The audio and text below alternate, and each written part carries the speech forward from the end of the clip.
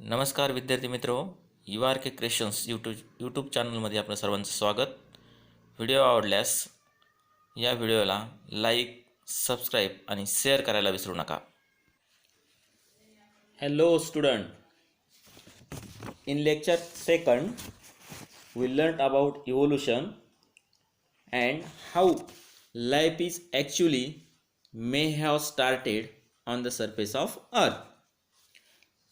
Now today we are going to study evidences of evolution. By this lecture, collective thinking upon all above mentioned theories implies that evolution is everlasting process of changes. Just we had seen in lecture second, you know that evolution is a process of change. And how it take place? It take place gradually. Gradually means हळूवार. It takes a lot of time. And this process is everlasting process. Which process is everlasting process? Evolution process is everlasting process. Everlasting means in Marathi आपण त्याला चिरंतर किंवा सतत चालणारी प्रक्रिया असं संबोधतो. However, it needs proof to prove it. असं जरी असलं तर आपण विज्ञान शिकतो आहोत आणि विज्ञानामध्ये अंदाजपंचे काहीही चालत नाही. मग याच्यासाठी काही प्रूफ आवश्यक असतो.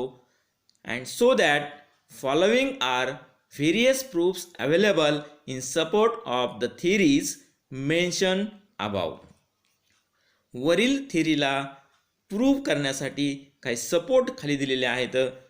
त्या सपोर्टपैकी आपण काही त्या ठिकाणी जे मेन्शन केलेले आहेत थिअरीला सपोर्ट करणारे प्रूफ त्याच्याविषयी अधिकची माहिती घेण्याचा प्रयत्न करत आहोत.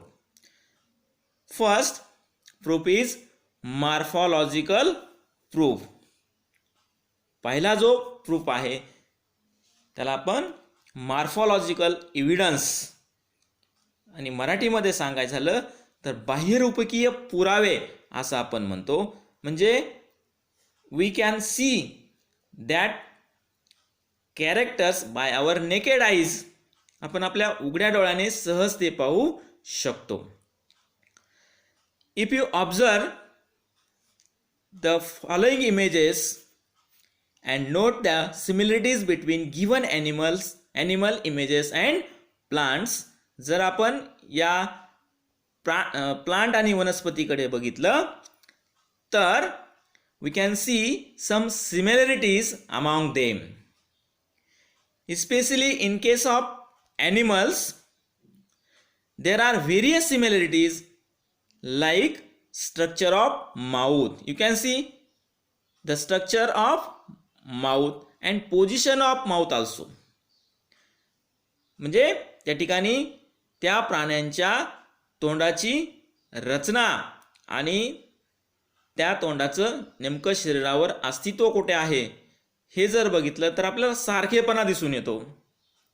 Then second, position of eyes. You can see position of eyes.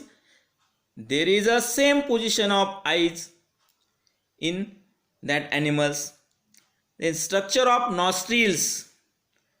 You can see the structure of nostrils are also same. And also in case of ear pinna, you can see the structure of each animal of ear pinna is the same. Also the position of ear pinna is also same. And one most character, you can see thickly distributed hairs on body are seen in animals. आपण जर बघितलं या सर्व तिन्ही प्राण्यांच्या शरीरावर that body is covered with thick hair. पूर्ण शरीरावर आपल्याला त्या ठिकाणी काय दिसते? केस दिसतायत, हेअर्स दिसतायत.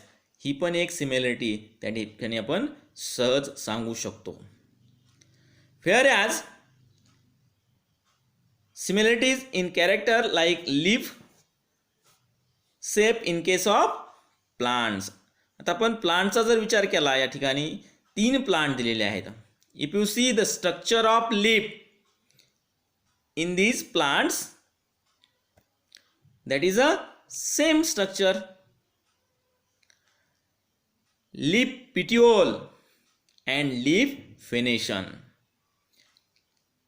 You can see the leaf venation is same. त्याला आपण शिराविन्यास म्हणतो पानांचा. and leaf petiole, that is also same in case of all these plants.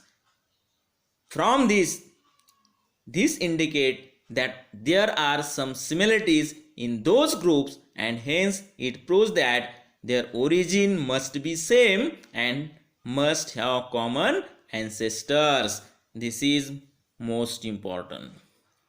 It means from these similarities we can conclude, we can say all these plants and animals, they came from same origin. They came from, it means they have a same ancestor. Means all these plants have same ancestors from these similarities. Or in case of animals, from these similarities we can say that these animals have also same ancestor. Is that clear? Okay. This is the one of the evidence, that is a morphological evidence. By that we can say they have a same ancestors. Now second evidence, that is a anatomical evidence. दूसरा जो evidence आहे तो कोणता आहे? anatomical evidence. त्याला आपण मराठीमध्ये शरीरशास्त्रीय पुरावे असं म्हणू.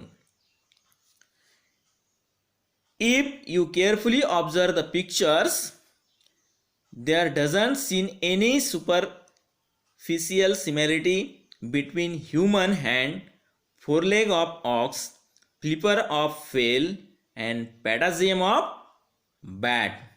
Look at these pictures. If you overlook this picture, you cannot find the similarities between these. This means similarities between human hand, foreleg of ox, patagium of bat, and flipper of whale. Similarly, use of each of these structure is different in respective animals. And in case of function, all animal have a different function of this organ. You can see what is the function of human eye. You know that. What is the function of foreleg of ox? It is totally different. There is not similarity. The function of patagium of bat and function of flipper of whale, they doesn't make similarity in case of functions also.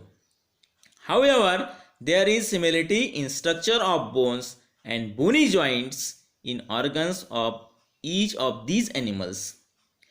But if you look carefully, the structure of bones or joints, bony joints, we can see there are some similarities. This similarity indicate that those animals may have common ancestor. Means from these similarities, which similarities? The joints of bones in organs of each of these animals are same, and by these we can conclude that, we can say that those animals have common ancestors. Now you know that there are different organs in our body. You know well the names of that organs. Each organ has a useful to organism. Next evidence, that is a vestigial organ. Vestigial organ. Vestigial organ is also one of the evidence that we have a common ancestors. याला आपण मराठीमध्ये अवशेषांगे असं आपण म्हणू. Degenerated or underdeveloped useless organ of organism are called as vestigial organ. So this is the definition of vestigial organ. Degenerated means what? त्याला आपण म्हणतो रास. मराठीमध्ये काय म्हणतो? रास. ज्याचा रास झालेला आहे. किंवा अंडरडेव्हलप्ड. त्याला आपण अपूर्ण वाढ झालेले useless organs of organism are called as vestigial organs. म्हणजे असे काही शरीरामध्ये ऑर्गन्स आहेत ऑर्गॅनिझमच्या की त्यांचा हळूहळू ऱ्हास होत चाललेला आहे किंवा अपूर्ण वाढ आहे आणि त्याचा काहीही आपल्या शरीरामध्ये उपयोग नाही. अशांना आपण व्हेस्टिजियल ऑर्गन्स असं म्हणतो. Did you get it? तुम्हाला समजलं का? Degenerated underdeveloped organs of organism are called as vestigial organ. ही झाली व्हेस्टिजियल ऑर्गनची definition. In living organism, sudden development of new tissue or organ for living in changing environment is not possible. आपल्या सर्वांना माहिती आहे की लिव्हिंग ऑर्गॅनिझममध्ये न्यू टिश्यू किंवा ऑर्गनची sudden develop होत नाही आहे. बदलत्या वातावरण जरी बदललं तर त्या ठिकाणी सडन डेव्हलपमेंट पाहायला भेटत नाही. Instead existing organs undergo gradual changes. त्याच्यापेक्षा काय होतं आहे? जो अस्तित्वात ऑर्गन आहे बदलत्या वातावरणानुसार हळूहळू किंवा त्याला आपण ग्रॅज्युअल चेंज म्हणू त्यानुसार तो बदलत जायला लागतो. Mostly a specific structure in the body is useful under certain situation. असे काही ऑर्गन्स असतात की काही सिच्युएशनला ते ऑर्गन्स त्या ठिकाणी युजफुल ठरत असतात. However same structure under different situation may become useless or even harmful. परंतु जे अगोदर उपयोगी होते ते काही सिच्युएशनला निरुपयोगी होतात, युजलेस होतात किंवा आपण त्याला काय म्हणू हार्मफुल सुद्धा होतात. सच structure begins to generate under such situation as per the principle of natural selection. असे जे आहेत ते हळूहळू विनाकामाचे जे ऑर्गन्स आहेत डिजेनरेट व्हायला लागत असतात. कोणत्या तत्वानुसार? As per the principle of natural selection. It takes thousands of years for a structure to disappear. आणि हे एकाएकी डिसअपिअर होतात का? No.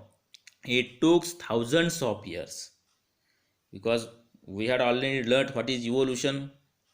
It is a gradual change. It takes long time. खूप मोठा असा त्या ठिकाणी त्याला वेळ लागत असतो. म्हणून अशा प्रकारचे ऑर्गन्स असतात त्या ऑर्गनला डिसअपिअर व्हायला हजारो वर्ष लागत असतात. Such organs are seen in different phases of disappearance in different animals. Such organ through non-functional in certain organism, it may be functional in other organism. आता अशा प्रकारचे जे ऑर्गन असतात ते काही ऑर्गॅनिझममध्ये फंक्शनल असतात, म्हणजे कार्य करणारे असतात, तर तेच ऑर्गन काही ऑर्गॅनिझममध्ये नॉन फंक्शनल म्हणजे त्यांचं काहीही कार्य नसतं. That is it is not vestigial in other organism. It means in some organisms some organs are vestigial but in other organism they are not vestigial, they are useful. जे काही organ हे काही प्राण्यामध्ये जरी व्हेस्टिजियल असले तर तेच ऑर्गन दुसऱ्या प्राण्यामध्ये व्हेस्टिजियलच असतील असं नाही, ते युजफुल सुद्धा असतात. फॉर एक्झाम्पल जर उदाहरण आपल्याला घ्यायचं झालं तर अपेंडिक्स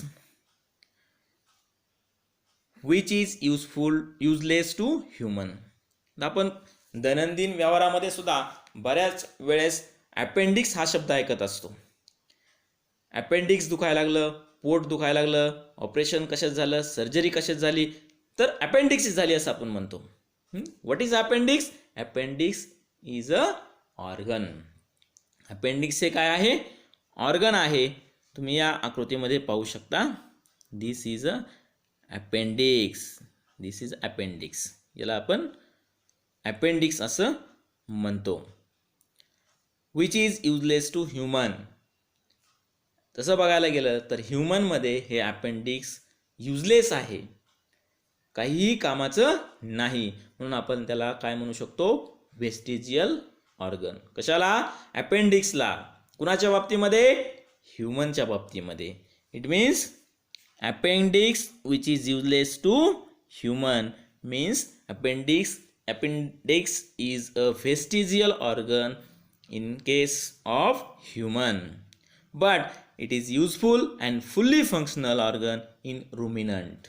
हेच अपेंडिक्स रुमिनंट मध्ये, रुमिनंट म्हणजे रोहन करणारे माहिती ना आपल्याला, गाय, म्हैस, these R the रुमिनंट.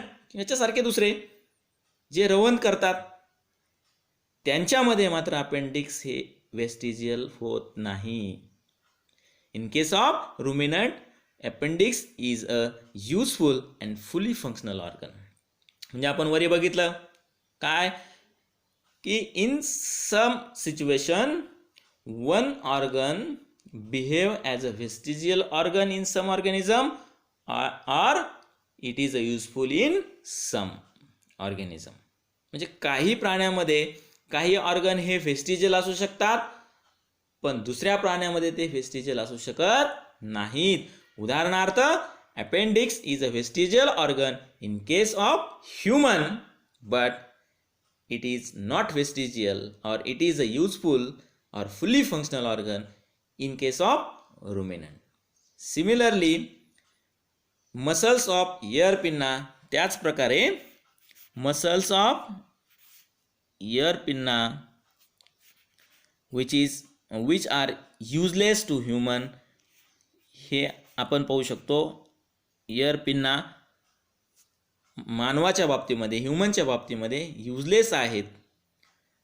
Means they are not useful but are useful in monkeys for movement of ear pinna. आणि ते जर मंकीच्या बाबतीत आपण विचार केला तर त्या ठिकाणी आपल्याला काय सांगता येईल? They are useful for movement. They can move ear pinna easily but we can't move. Various vestigial organs like tailbone, wisdom teeth means tailbone, wisdom teeth and body hairs are also present in body of human organisms, and we can say they are vestigial organs. Which are vestigial organs? In case of human beings, appendix is a vestigial organ. Second, muscles of ear pinna. Then tailbone, wisdom teeth, body hairs, they are vestigial organ in case of human beings. You can see these are ear muscles, these are wisdom teeth. Okay, I think you will get it. Now fourth evidence, and that is a paleontological evidence. पॅलिओन्टॉलॉजिकल इव्हिडन्सला मराठीमध्ये आपण पुराजीव विषयक तत्वे असं म्हणतो, पुराजीव विषयक पुरावे असं म्हणतो. पुराजीव विषयक पुरावे. A question may arise in your mind that which organisms existed millions of years ago. हा प्रश्न पडतो का नाही आपल्या डोक्यामध्ये की हजारो वर्ष किंवा पूर्वी कोणता जीव अस्तित्वात होता पृथ्वीवर किंवा अगोदर कोणता जीव अस्तित्वात आला. How can we tell this, हे आपण सांगू शकतो का. Now this secret has been hidden in the earth. ह्याचं पण उत्तर आपल्याला कुठं सापडतंय, भूगर्भात सापडते. पृथ्वीच्या भूगर्भात याचं उत्तर आहे की कोणता सजीव हा अगोदर अस्तित्वात आला. Large number of organisms get buried due to disasters like flood, earthquake, volcano etc. You know that पृथ्वीवर अनेक डिझास्टर येऊन गेलेले आहेत, खूप संख्येने डिझास्टर येऊन गेलेले आहेत. त्याच्यामध्ये फ्लड सांगता येईल, अर्थक्वेक सांगता येईल, व्हॉल्कॅनो सांगता येईल. आणि त्यामुळं अनेक ऑर्गॅनिझम्स त्या ठिकाणी पृथ्वीच्या भूगर्भामध्ये पुरले गेलेले आहेत. They are buried inside the earth. Remnant and impressions of such organisms remain preserved underground. आणि हे गाडल्या गेलेल्या प्राण्यांचे आणि वनस्पतींचे इम्प्रेशन्स हे तसेच प्रिझर्व झालेले आहेत, राहिलेले आहेत. These are called as fossils.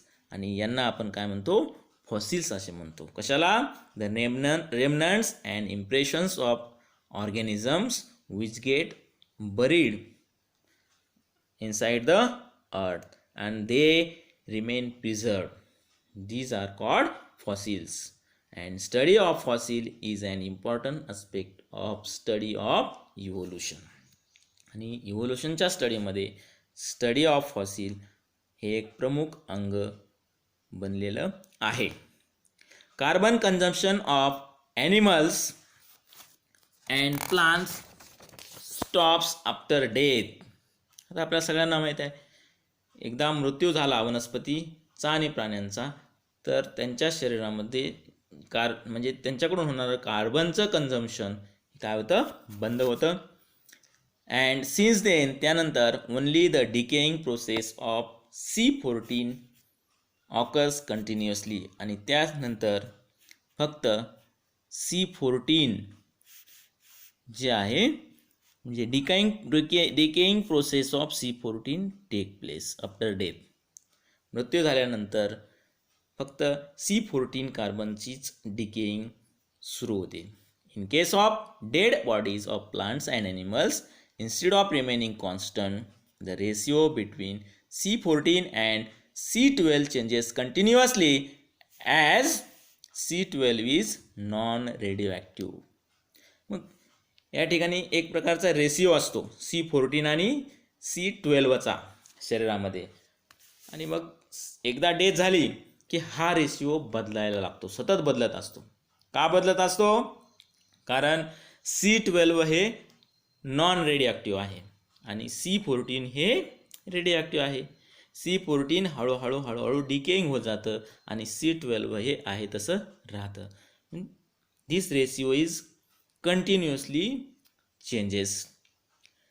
The time passed since the death of a plant or animal can be calculated by measuring the radioactivity of C14 and ratio of C14 to C12 present in their body.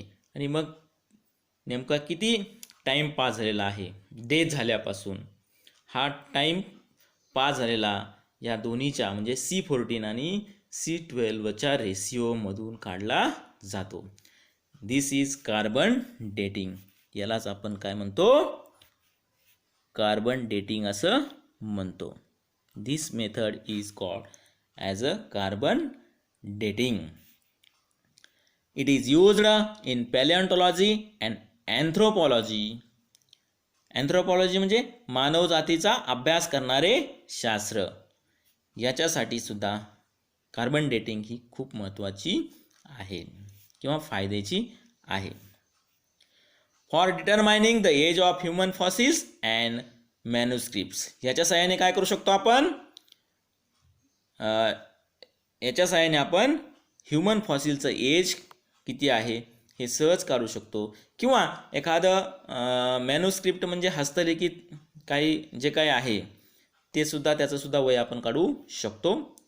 Once the age of fossil been determined by such technique, it become easy to deduce the information about other erstwhile organisms.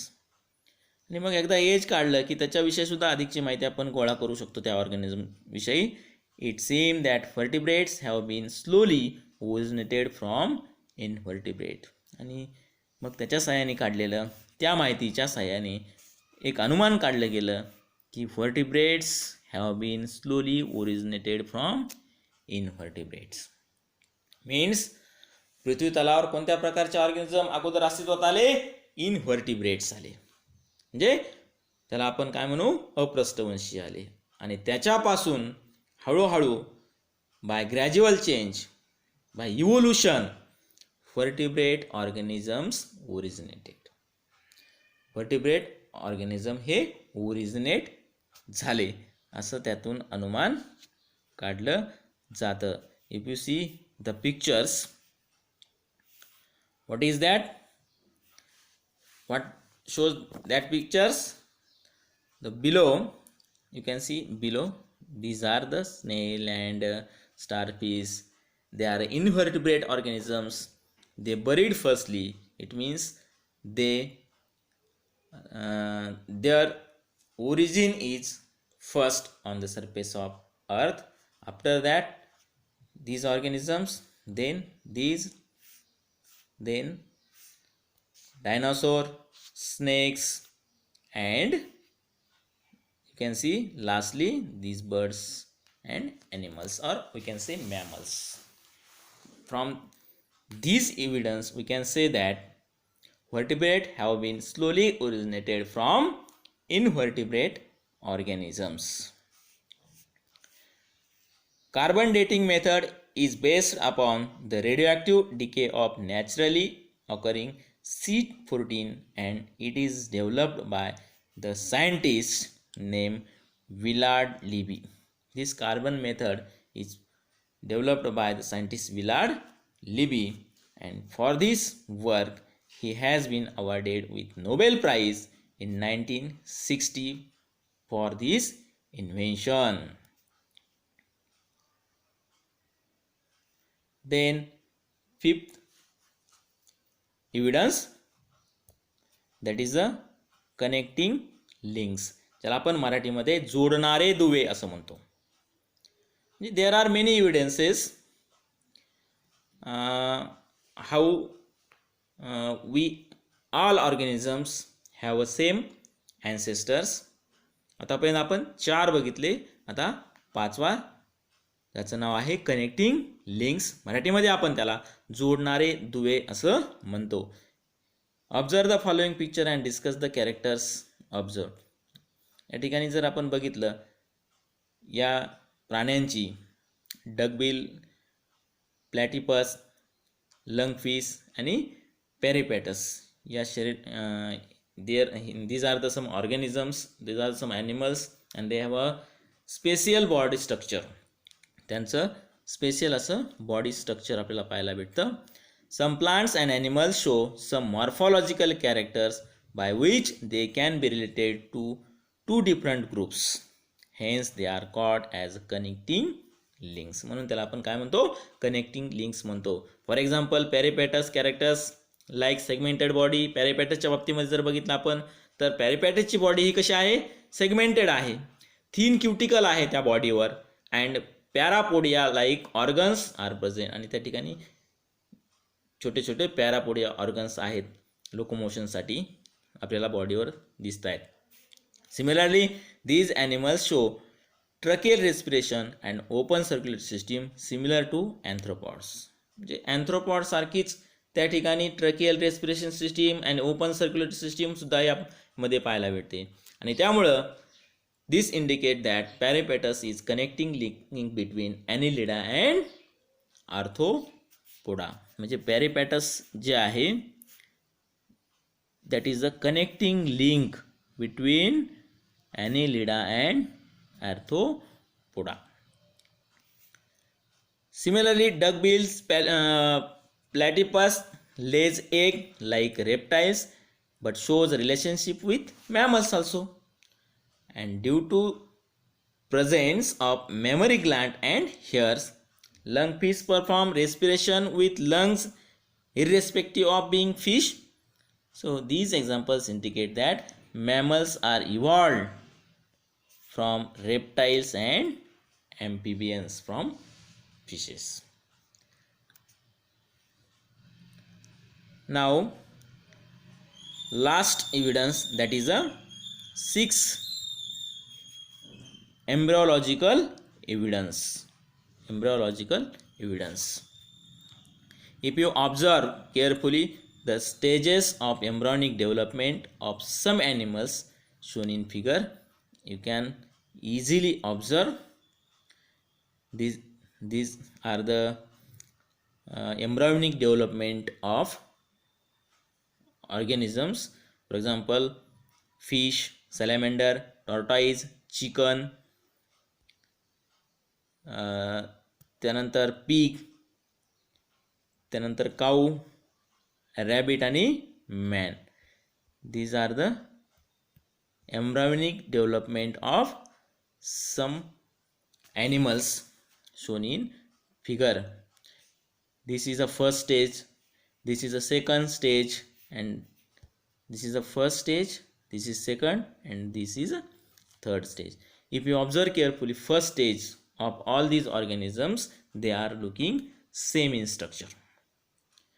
जर आपण पहिली stage बघितली सर्व organisms या ठिकाणी दिलेली, तर जवळपास आपल्याला काय दिसतंय, स्ट्रक्चर हे सेम दिसतंय. हळूहळू बदलताना दिसतंय, परंतु थोडंफार काय दिसतंय, सेम दिसतंय. सेकंड स्टेजकडे आलो तर त्यामध्ये पुन्हा थोडा काय झालेला आहे, बदल होत गेलेला आहे.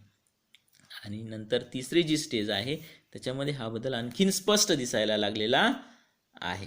पण पहिल्या स्टेजमध्ये आपण काय डिस्टिंग्विश जास्त काही करू शकत नाहीत. दुसऱ्या स्टेजमध्ये थोडेफार करू शकतो, तिसऱ्यामध्ये जास्त. म्हणजे पहिली स्टेज जी आहे ती सर्वांची जवळजवळ कशी आहे, सारखीच आहे एम्ब्रायोनिक डेव्हलपमेंटची. Comparative body of embryonic development, embryonic developmental stages of various vertebrates given in the picture shows that all embryo shows extreme similarities. All embryo shows extreme similarities during initial stages. कधी दिसतात similarity, during initial stages, म्हणजे सुरुवातीच्या स्टेजमध्ये, विशेषतः पहिल्या स्टेजमध्ये. And though similarities decreases gradually, आणि नंतर या सिमिलरिटीज हळूहळू स्टेज सेकंडमध्ये आणि स्टेज थर्डमध्ये हळूहळू डिक्रीज म्हणजे कमी व्हायला दिसतात, म्हणजे डिफरन्सेस स्पष्ट दिसायला लागतात. Similarities in initial stages indicate the common ancestor or common origin of all these animals. जे पहिल्या स्टेजमध्ये ह्या जे काय सिमिलरिटीज दिसतात त्याच्यावरून आपण स्पष्ट एक गोष्ट करू शकतो की all these animal have a same ancestor. All these animals have a common origin.